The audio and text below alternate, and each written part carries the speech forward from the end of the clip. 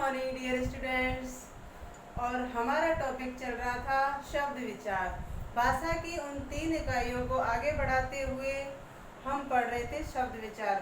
भाषा की 3 इकाइयाँ वर्ण, वर्ण से मिलके बने शब्द और शब्दों के योग से बनेंगे वाक्य, जिन्हें हम आगे पढ़ेंगे। तो शब्दों का वर्गीकरण किया गया था 4 प्रकार से: उत्पत्ति या स्रोत के आधार पर, रचना या बनावट के आधार पर, और अर्थ के आधार पर। और अब हमारा टॉपिक स्टार्ट होता है प्रयोग के आधार पर। प्रयोग के आधार पर शब्दों का वर्गीकरण 2 प्रकार से किया गया है, 2 तरह से किया गया है। जैसा कि आपको कल समझा ही दिया था थोड़ा सा, और उसी कड़ी को आगे बढ़ाते हुए हम अब डिटेल में पढ़ेंगे। तो प्रयोग के आधार पर शब्दों का वर्गीकरण 2 तरह से है: विकारी और अविकारी।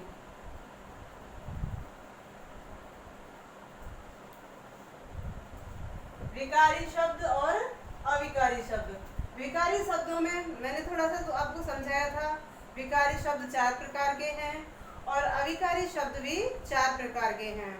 तो विकारी शब्दों में 4 कौन कौन से हैं? पहला है संज्ञा,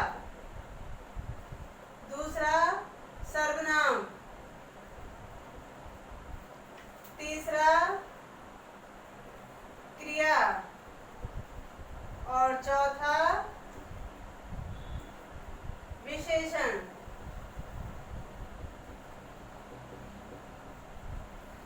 विकारी शब्दों के 4 हो गए: संज्ञा, सर्वनाम, क्रिया और विशेषण। अविकारी शब्दों के भी 4 भाग हैं, उन्हें भी जान लेते हैं। क्रिया, विशेषण,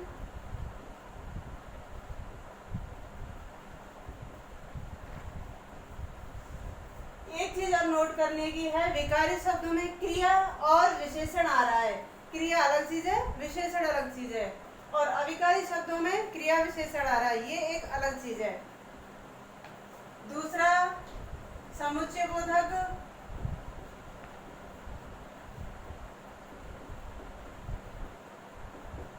तीसरा संबंध बोधक,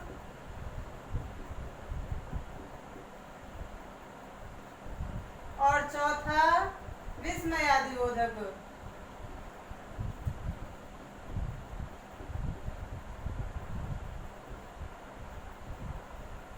अविकारी शब्द भी 4 प्रकार के हैं: क्रिया विशेषण, समुच्चय बोधक, संबंध बोधक और विस्मयादि बोधक। तो हम आप पढ़ेंगे आज विकारी शब्दों में संज्ञा। आज का हमारा टॉपिक है संज्ञा। इन्हें आप इसी तरह से उतारना जिससे कि आप समझ जाएंगे कि संज्ञा क्या है, कहाँ से है। तो शब्दों का जो वर्गीकरण चल रहा है प्रयोग के आधार पर 2 हैं, और उनका एक भेद है विकारी शब्द, उसमें आता है संज्ञा वाला टॉपिक। तो आज हम पढ़ेंगे संज्ञा।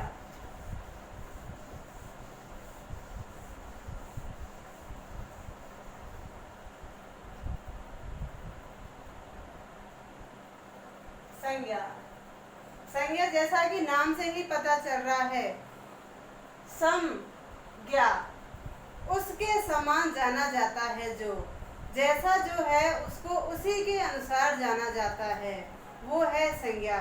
जैसे मैंने कुछ भी देखा उसको उस रूप में बोल दिया। जैसे मैंने एक लड़के को देखा तो नाम जब तक नहीं पता है तो वो लड़का है, तो लड़का भी एक संज्ञा है। अगर मुझे पता है कि वो सीता है, वो लड़की है, वो मोहन है, वो राम है, तो वो भी एक नाम है, वो भी संज्ञा है। तो जिसको जैसा रूप दिया, जिसको जैसा बोला, वो संज्ञा है। तो जिसको जैसे जाना जाता है वही संज्ञा है। तो संज्ञा का अर्थ हो गया नाम। जो हमने नाम दिया वही संज्ञा है। तो संज्ञा का अर्थ नाम। अब संज्ञा की परिभाषा जान लेते हैं।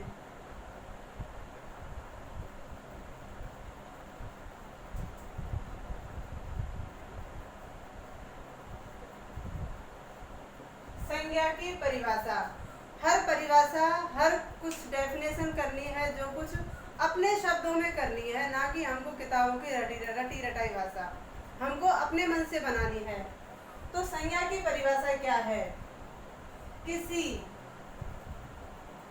व्यक्ति, वस्तु,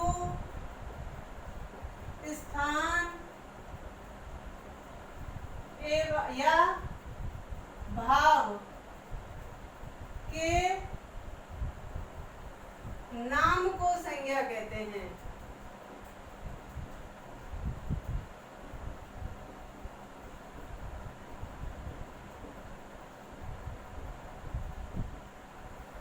कोई व्यक्ति हो, वस्तु हो, या कोई स्थान हो, या हमारे मन का कोई भी भाव आ रहा हो, उसी को उसको जो नाम दिया है उसको संज्ञा कहते हैं। जैसे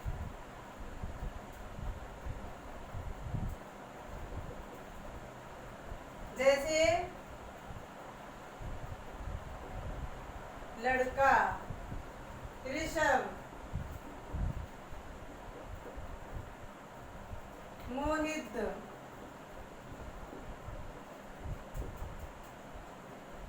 कृष्णा, मातली, जयपुर,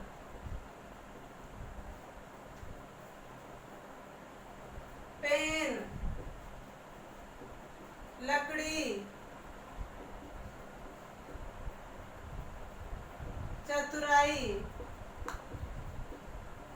ईमानदारी आदि।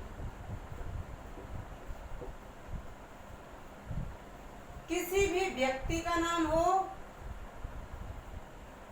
एक ग्रुप की बात की है, लड़का, नाम आ गए, ये सब नाम आ गए, जयपुर स्थान आ गया, वस्तु आ गई, भाव आ गए, तो ये सब क्या है? संज्ञा है। तो किसी व्यक्ति का नाम हो, या फिर कोई वस्तु हो, कोई स्थान हो, या भाव के नाम को संज्ञा कहते हैं। तो ये सब होती है संज्ञा। संज्ञा 3 प्रकार की होती है। संज्ञा 3 प्रकार की होती हैं।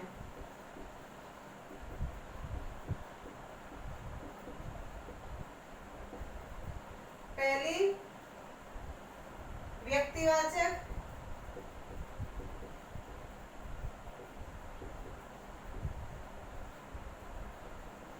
जातिवाचक,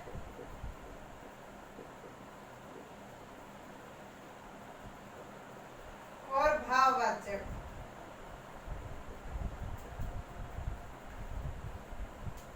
मुख्यतः संज्ञा 3 प्रकार की होती हैं, और वैसे कई किताबों में संज्ञा 5 प्रकार की भी दे रखी हैं, लेकिन मेन जो उनके प्रकार हैं वो 3 हैं मुख्यतः। इसके हमने 2 प्रकार और बनाए, द्रव्यवाचक और समूह या समुदायवाचक।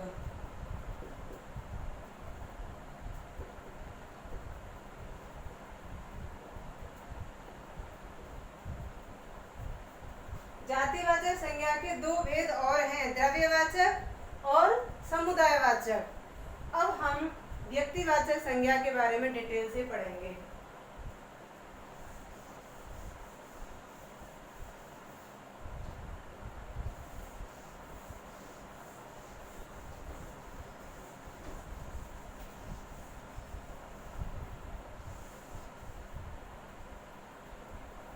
पहला है व्यक्तिवाचक संज्ञा।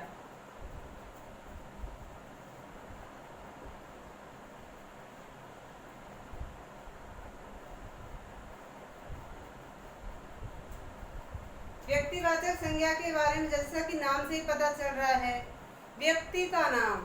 संज्ञा का तो पता ही चल गया, नाम किसका? व्यक्ति का। मतलब किसी भी चीज का हम नाम दे दिया हमने जिसको, वही संज्ञा है।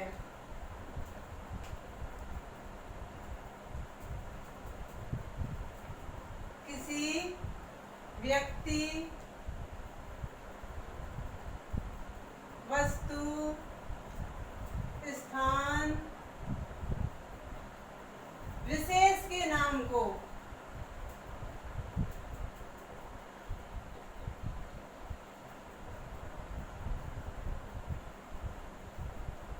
व्यक्तिवाचक संज्ञा कहते हैं।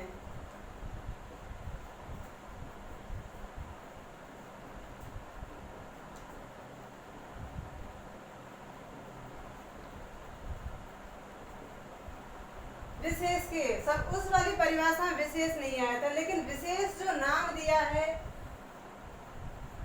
उसकी वजह से ये व्यक्तिवाचक संज्ञा बनी। नाम दे दिया, जैसे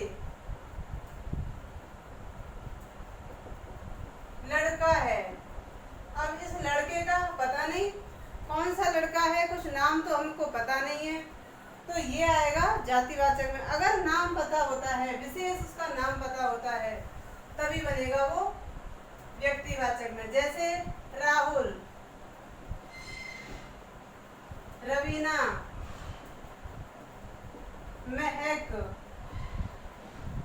लड़कियों मतलब किसी भी चीज का नाम हो तो वो आएगा व्यक्तिवाचक में। वस्तु का नाम दे दिया, किसी भी वस्तु का, पेन,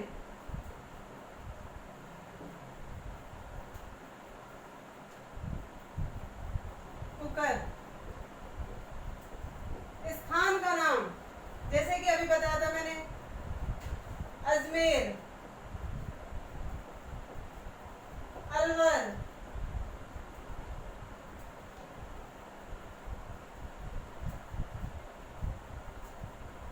किसी भी इमारत का, किसी भी जगह का हमको तो नाम से मतलब है।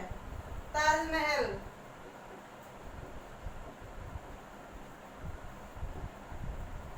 जामा मस्जिद।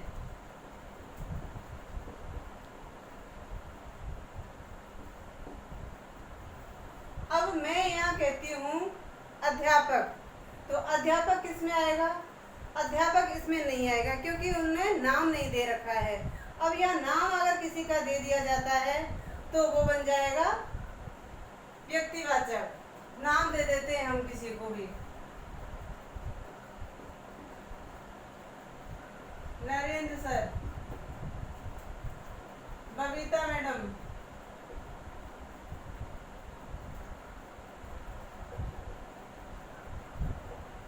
नाम दे दिया, ये हो गया व्यक्तिवाचक। विशेष हमको सिर्फ और जितना भी गौर देना है वो नाम पर देना है। तो नाम अगर जहाँ पर भी आ रहा है, मैं बताती हूँ आपके लिए। जैसे हमने लिए पेड़ पौधे लिए, बहुत सारे पेड़ हैं, लेकिन अगर मैं कह रही हूँ नीम का पेड़, अशोक का पेड़, बबूल का पेड़, तो उन पेड़ों के नाम आ गए। तो नाम अगर आ गए तो वो किस में आएंगे? व्यक्तिवाचक में। और अगर नाम नहीं है, ये कहते हैं पेड़, तो पेड़ जब उनका ग्रुप है, समूह है, कितने भी पेड़ हो सकते हैं, वो आएंगे जातिवाचक में। कह रहे हैं हम पशु पक्षी, अब कह दिया ऊंट। अब ऊंट में तो कितने सारे ऊंट हो सकते हैं, लेकिन मैंने कहा नाचना, मारवाड़ी, काठियावाड़ी, उनके नाम दे दिए, वो आएंगे फिर व्यक्तिवाचक में। गाय, गाय एक समूह है, पूरा समुदाय है। अब कितनी सारी गाय हो सकती हैं, लेकिन अगर गाय में नाम दे दिया राठी, गिर, हरियाणवी, तो ये जो नाम दिए हैं, ये नाम देने की वजह से आ गया व्यक्तिवाचक में। अभी मैं बोलती हूँ पर्वत। अब पर्वतों में पता नहीं कितने सारे पर्वत हैं, और अगर नाम दे देती हूँ हिमालय पर्वत,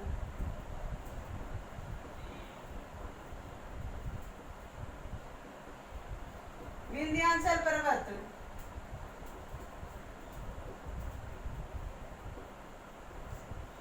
आबू पर्वत,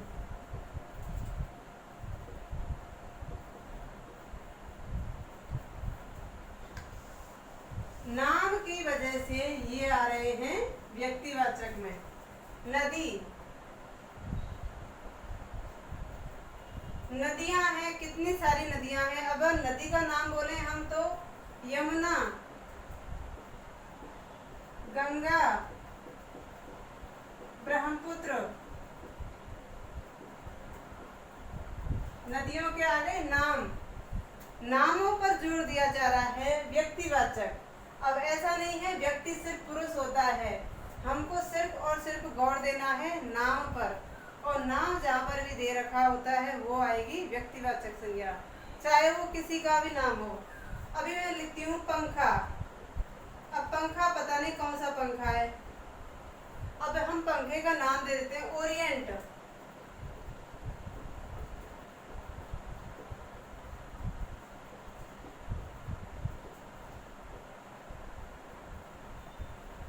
आपको पता है पंखों का नाम?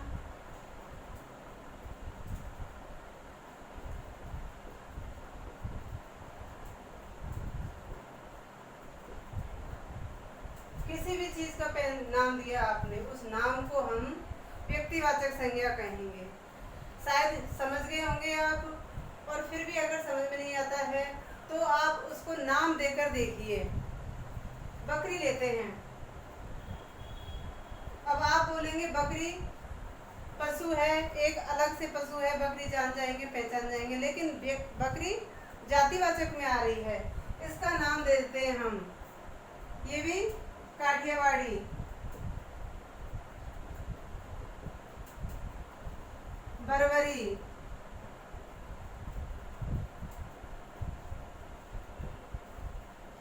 नाम देने की वजह से ये बन गई व्यक्तिवाचक संज्ञा। व्यक्तिवाचक संज्ञा समझ में आ गई होगी। कुछ भी देख लो, आप किताबों के नाम देख लो, पुस्तकों के नाम।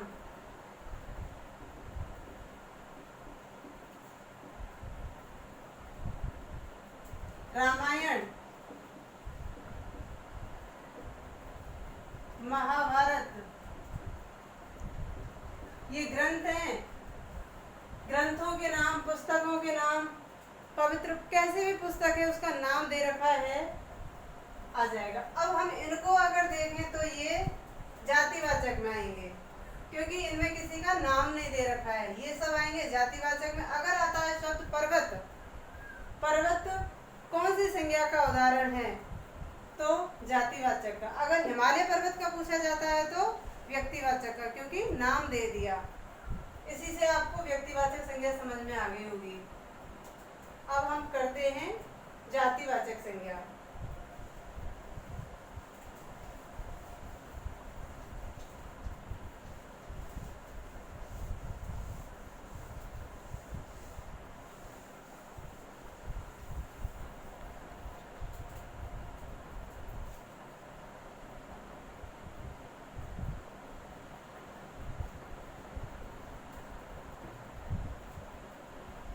जातिवाचक संज्ञा, जिन संज्ञा शब्दों से किसी भी समूह विशेष का बोध होता है, एक समुदाय की बात की जाती है, वो आएंगे जातिवाचक। जाति का मतलब एक समाज, एक समूह की बात की जा रही है, वो आ जाएगा जातिवाचक संज्ञा में। जिन संज्ञा शब्दों से किसी समूह विशेष की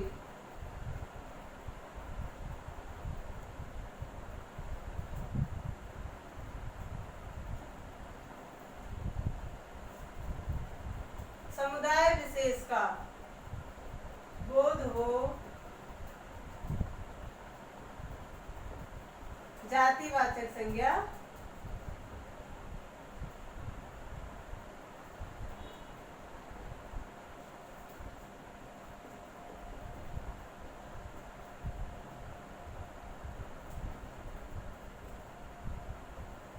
जिन संज्ञा शब्दों से किसी समूह या समुदाय विशेष का बोध हो या पता चले, जातिवाचक संज्ञा कहलाते हैं। अब समूह की बात आती है, समूह में बात करते हैं हम। जैसे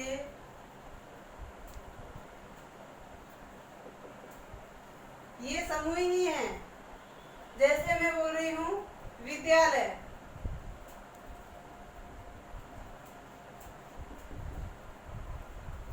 विद्यालय, विद्यालय कितने सारे विद्यालय हैं, जिन्हें कौन सी विद्यालय की बात कर रहे हैं, तो ये आ जाएगा जातिवाचक में। अब किसी भी विद्यालय का नाम ले लेते हैं हम। राजकीय उच्च माध्यमिक विद्यालय महुआ, राजकीय उच्च माध्यमिक विद्यालय लुधावई, राजकीय उच्च माध्यमिक विद्यालय अलवर, और राजकीय गर्ल्स उच्च प्राथमिक विद्यालय अजमेर। जो भी आप नाम लेंगे वो नाम तो आएगा हमारा व्यक्तिवाचक में, और विद्यालय एक समूह की बात हो रही है, वो आएगा जातिवाचक में।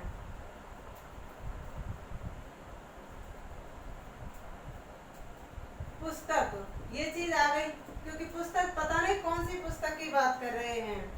अगर पुस्तकों के नाम दे दिए जाएं, बाइबल, कुरान, रामायण, महाभारत, गीता, पुस्तकों के अगर नाम दे दिए जा रहे हैं तो ये आ जाता व्यक्तिवाचक में। और यहाँ नाम नहीं दे रखे, एक समूह की बात कर रहे हैं तो ये आ जाएगा फिर जातिवाचक में। लड़की, अब पता नहीं कौन सी लड़की की बात हो रही है, तो लड़कियों का भी एक समूह है, तो समूह आने की वजह से ये आ गया जातिवाचक में। अभी लड़कियों का नाम ले लेते हैं हम, किसी का भी, महक, कृष्णा, जो भी नाम आपको सुझाए, उस लड़की का अगर नाम आ रहा है तो व्यक्तिवाचक में। अभी ये देखो समझाया था मैंने आपको, घोड़ा। अब आप कहेंगे ये तो नाम से ही लग रहा है कि ये नाम है, लेकिन नहीं, घोड़े के भी नाम है। तो ये फिर चेतक, आपने सुना होगा महाराणा प्रताप का। तो ऐसे जो घोड़ों के नाम हैं वो नाम आ जाएगा व्यक्तिवाचक में, और अगर घोड़ा दे रखा है तो जातिवाचक में।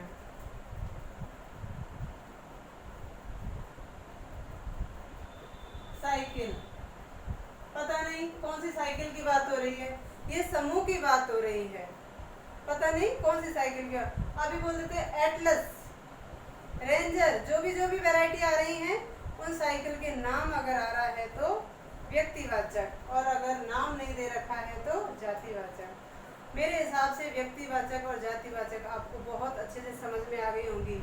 नाम जब भी किसी चीज़ का दे दिया जाता है तो व्यक्तिवाचक, और अगर नाम नहीं दे रखा है, एक समूह की बात हो रही है तो जातिवाचक। समझ जाना चाहिए आपको इससे।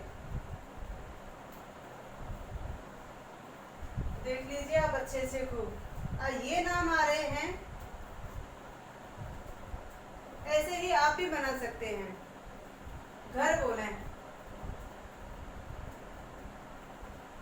घर। अब बोलें किसी का भी घर, किसी का नाम लेकर, तो वो घर तो विशेष हो जाएगा, लेकिन अब यहाँ नाम नहीं दे रखा तो ये समूह की बात हो रही है। जब समूह की बात होती है तो जातिवाचक। और हाँ, इनके तो जो भेद बताए हैं उनको और थोड़ा सा समझा दे देती हूँ।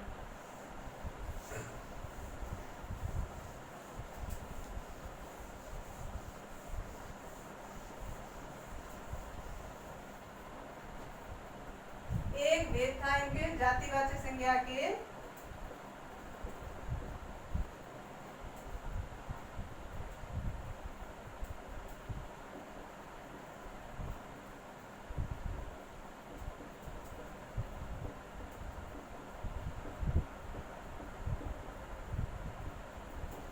जातिवाचक संज्ञा के दो भेद होते हैं। पहला द्रव्यवाचक और दूसरा समूहवाचक।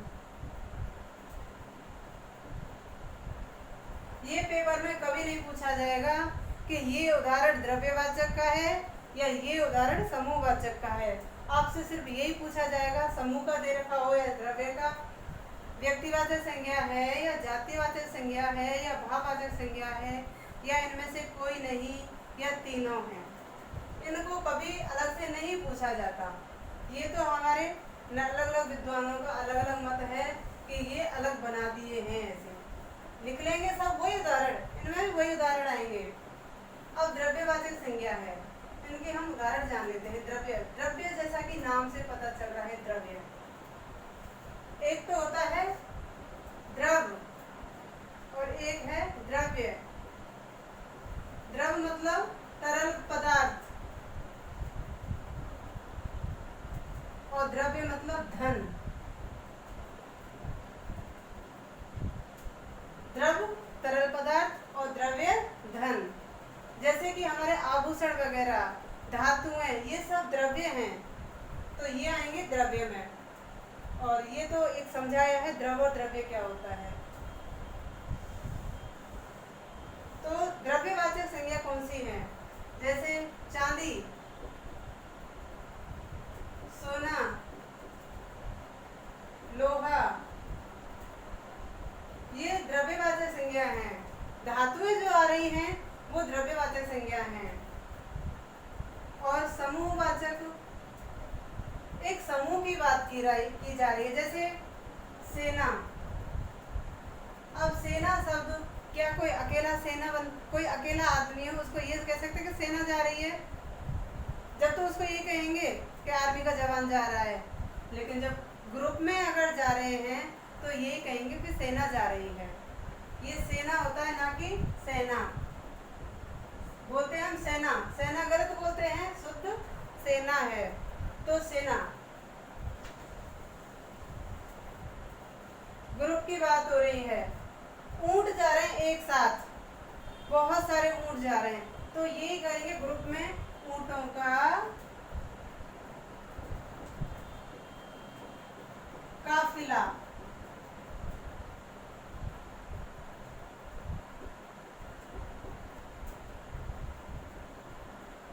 ऊंटों का काफिला, तो जो ग्रुप में जा रहे हैं उसकी वजह से कहा है ऊंटों का काफिला।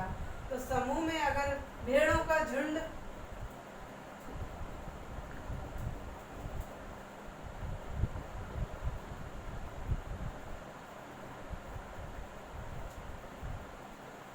झुंड एक साथ समूह में निकल के जा रहा है, तो समूह की जब बात आ गई तो ये समूह या समुदायवाचक है। इसी को समुदायवाचक भी कहते हैं।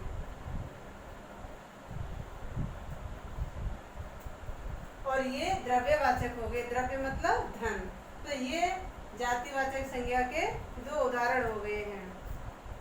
हमारा व्यक्तिवाचक संज्ञा और जातिवाचक संज्ञा पूरा होता है। अब आगे हम करते हैं व्यक्तिवाचक संज्ञा।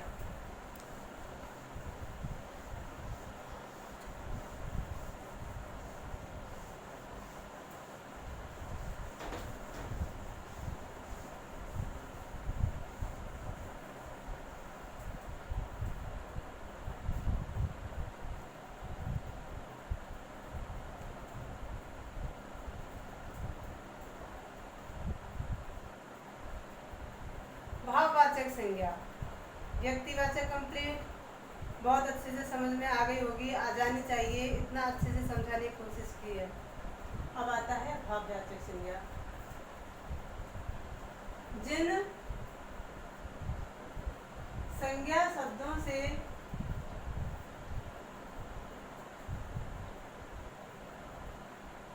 व्यक्ति के गुण, दोष, भाव, अवस्था आदि का पता चले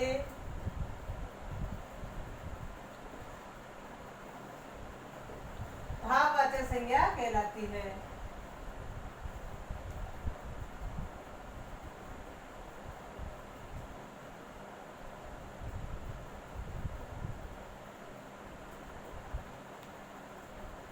जिन संज्ञा शब्दों से व्यक्ति के गुण, दोष, भाव, अवस्था, अच्छाई, बुराई, इन सब का पता चले, वही भाववाचक संज्ञा है।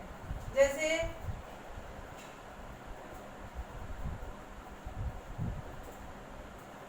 ईमानदारी,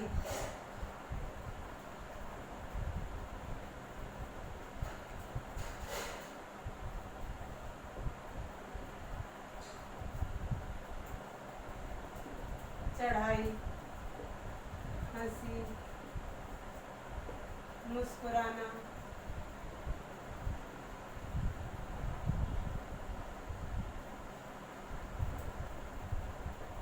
घबराहट,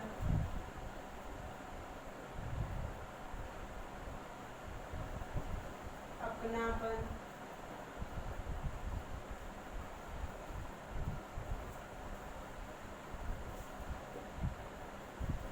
काली, अच्छी,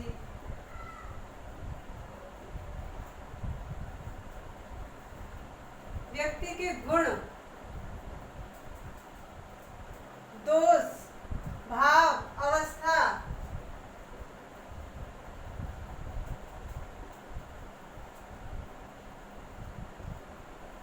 ये सब जब जिसमें पता चले उनको भाववाचक संज्ञा कहते हैं। जातिवाचक संज्ञा और व्यक्तिवाचक संज्ञा अलग टॉपिक निकल गया था, और ये कुछ मन की इच्छा सी है एक तरह से, उनको भाव कहते हैं। जैसे मन में होती है ईमानदारी, और मन में ही होती है नफरत, मन में ही होता है मुस्कुराहट, मन में ही होती है हंसी। तो जो हमारे मन की सोच ऐसी निकल के आ रही है, वही है हमारे भाव, और वही है भाववाचक संज्ञा। और ये कई भाववाचक संज्ञा कई चीज़ों से मिलकर भी बनती है, जैसे क्रिया से भी बन जाती है, क्रिया से भाववाचक संज्ञा।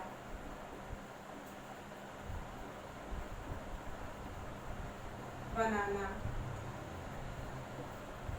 और क्रिया है चढ़ना, और उसी की हम चढ़ाई। क्रिया है मिलना, उसी का बना देते हैं हम मिलाप। क्रियाओं से भी भाववाचक संज्ञाएं बनती हैं। सर्वनाम से भी भाववाचक संज्ञा बनती हैं।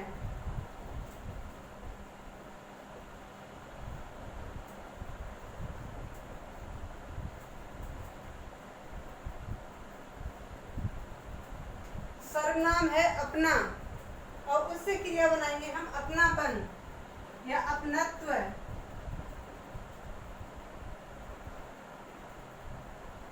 सर्वस्व,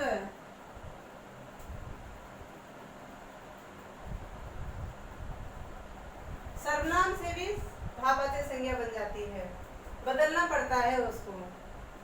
क्रिया तो है चढ़ना, उसी से हमने बना दी चढ़ाई।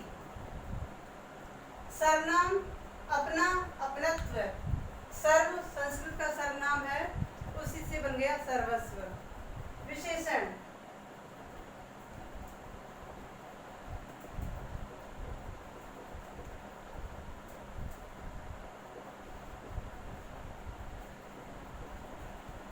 विशेषण से भी भाववाचक संज्ञा बनती है। जैसे कि हमारा है विशेषण ईमानदार, ईमानदार से बनी है ईमानदारी। मजबूर, मजबूर से भाववाचक संज्ञा बनी है मजबूरी।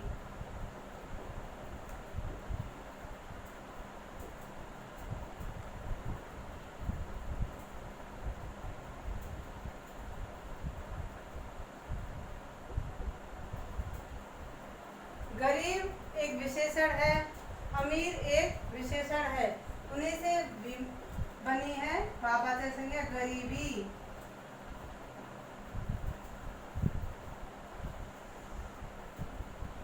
चौथा है अवस्था, अवस्था से भी पता चलता है भाववाचक संज्ञा का। जैसे बचपन,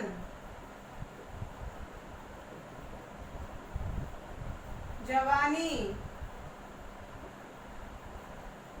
बुढ़ापा,